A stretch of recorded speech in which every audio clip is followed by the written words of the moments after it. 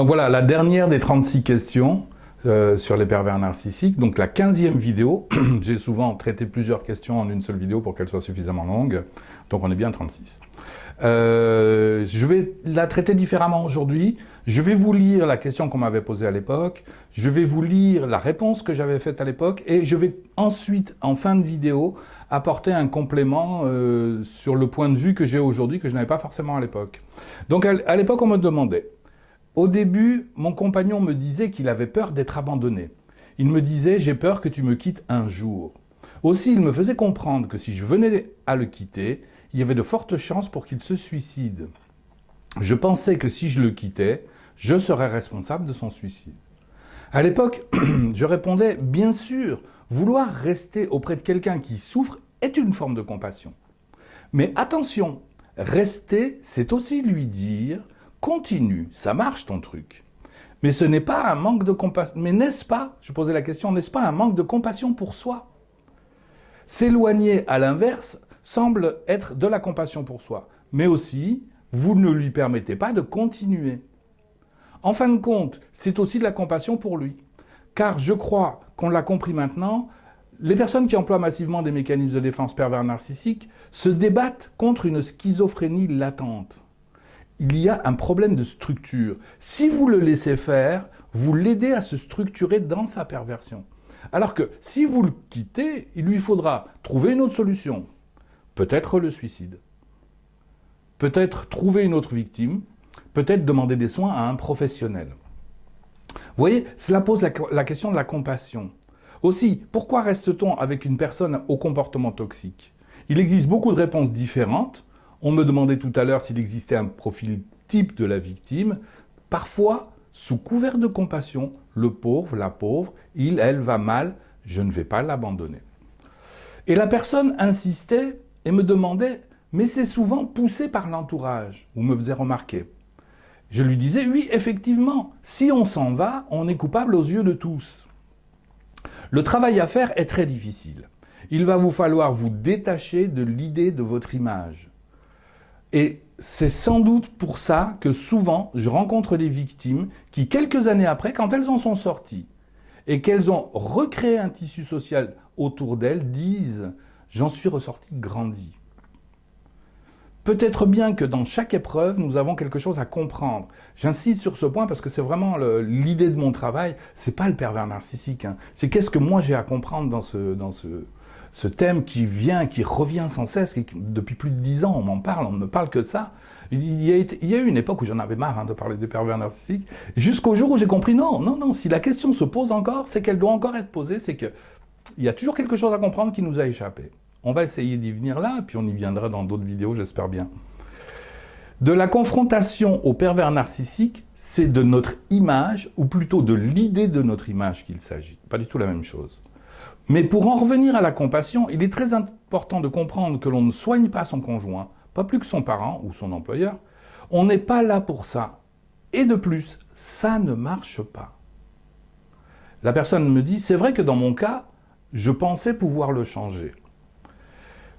Et je lui répondais, quand une personnalité schizoïde met en place des mécanismes pervers narcissiques, c'est pour s'en sortir. Mais sommes-nous là pour ça? Dans une autre vidéo, j'ai dit, vous êtes son médicament. Avez-vous envie d'être son médicament? Et j'ajoutais, attention, vous êtes son médicament, mais il est votre symptôme. Et c'est là où il faut travailler, c'est sur le symptôme. Se pourrait-il aussi, j'ajoutais, que certaines victimes aient un fantasme de toute puissance? La victime peut changer en renonçant à son fantasme, cela fait partie de ce qui fait grandir. Le pervers narcissique, lui, risque de ne pas s'en sortir. Parce qu'il est malade. Et nous devons comprendre que ces mécanismes sont ses médicaments. Lui demander de changer, c'est lui demander d'arrêter son traitement. Or, le traitement, c'est vous. Vous voyez, déjà à l'époque, je le disais ça. Vous comprendrez mieux pourquoi je dis ici que le sujet, c'est vous. Donc, la question qui se pose dans le suicide ou le chantage au suicide, c'est la question des limites. À un moment donné, est-ce que je peux empêcher l'autre de se suicider? Peut-être, mais c'est pas gagné, hein. Je sais que j'avais eu la question une fois avec des assistants sociaux, et une assistante sociale me disait, voilà, j'ai rencontré une personne, elle menace de se suicider. Je lui dis d'accord, est-ce que son psychiatre est prévenu? Est-ce que le médecin est prévenu? Elle m'a dit oui, oui, tout le monde est au courant, donc l'information avait bien circulé, elle avait fait son travail. Elle me dit mais moi j'aimerais rester un petit peu plus auprès d'elle parce que j'ai peur qu'elle se suicide. Je suis allé boire un café avec elle. Je lui dis faites attention parce qu'à un moment donné vous avez une limite. C'est-à-dire que si elle se suicide, vous allez dire, si j'étais allé boire un café avec elle, peut-être qu'elle ne se serait pas suicidée. Mais si vous êtes allé boire un café avec elle, peut-être vous vous direz, si j'avais bu 2 cafés, 3 cafés. On voit bien qu'à un moment donné, on est obligé de s'arrêter. Les gens qui nous mettent face à un chantage de suicide nous montrent nos limites. C'est ça que nous avons à comprendre. Mais en même temps, ils nous mettent dans une injonction paradoxale. C'est-à-dire qu'il n'y a pas de solution. Puisque l'autre est en train de nous dire, je vais mettre fin à mes jours. D'autant plus qu'il s'agit d'une prise de pouvoir, à mon sens, dans ce chantage. Alors, la personne a fait ce qu'elle avait à faire, et puis elle est revenue me voir un mois plus tard, elle m'a dit, ben voilà, elle s'est suicidée, elle est morte. Oui, vous ne l'avez pas tuée, vous n'êtes pas responsable de l'autre, vous n'avez pas à sacrifier votre vie parce que quelqu'un vous le demande. De toute façon, ce ne serait pas lui rendre service, ce n'est pas de la compassion. Je voudrais vous mettre en garde aussi sur un point, beaucoup disent, attention, les pervers narcissiques font du chantage au suicide, ils ne se suicident jamais. Je crois que j'en ai déjà parlé dans une autre vidéo, mais j'y reviens tellement c'est grave. Je me rappelle avoir fait une émission radio, j'étais au téléphone, et la présentatrice pose la question, y a-t-il un risque de suicide? Et un autre sachant qui répondait en même temps que moi, nous avons répondu les deux en même temps, sans le vouloir, puisqu'on ne se voyait pas.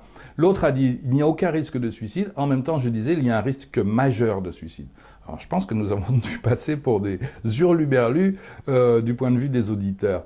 Bien sûr que quelqu'un qui emploie des mécanismes hystériques et qui se pose sans cesse dans la menace au suicide, il est fort peu probable qu'il passera à l'acte. D'accord. Mais ça n'est pas tous les cas de toutes les personnes qui emploient des mécanismes de défense pervers narcissiques. Rappelons-nous que nous sommes proches de la schizophrénie. Et au moment de la décompensation, bien sûr qu'il y a un risque majeur de suicide. Ça, j'en suis certain. Voilà. Il faut simplement éviter de généraliser, mais enfin, quand on parle de suicide, ça vaut le coup quand même de prendre des précautions. Alors, un deuxième point que je voulais aborder avec vous, c'est la question du narcissisme, puisque la personne dit « Oui, mais voilà, si je ne reste pas avec lui, que va penser l'entourage ?» Donc se pose la question de mon image, de l'image que j'imagine que les autres ont de moi, ou qu'ils auraient de moi, en fonction de ce que je vais faire. Ben, il va falloir traverser ça, le narcissisme. Et c'est, je crois, la grande question que nous pose le pervers narcissique. Un narcissisme réussi donne une personne qui a confiance en elle.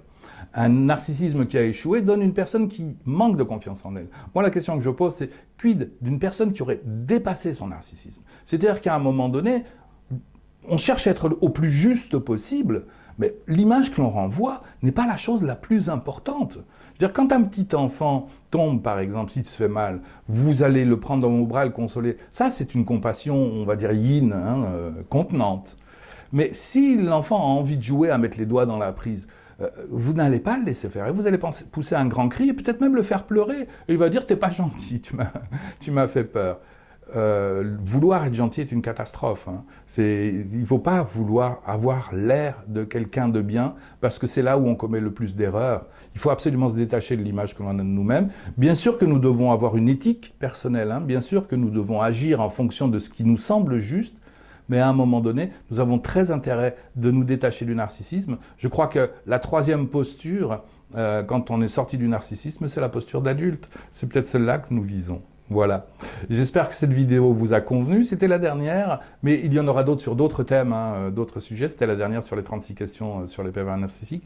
N'hésitez pas à vous abonner si ce n'est pas déjà fait, à activer une petite cloche pour recevoir les notifications à chaque fois qu'une vidéo sort. Vous pouvez demander les 36 questions. Elles sont écrites et il y a un e-book qui est gratuit. Il suffit d'en faire la demande là en dessous. D'ailleurs, je crois qu'on va vous offrir, aux personnes qui auront laissé leur adresse, on vous offrira un autre e-book qui est en cours de préparation.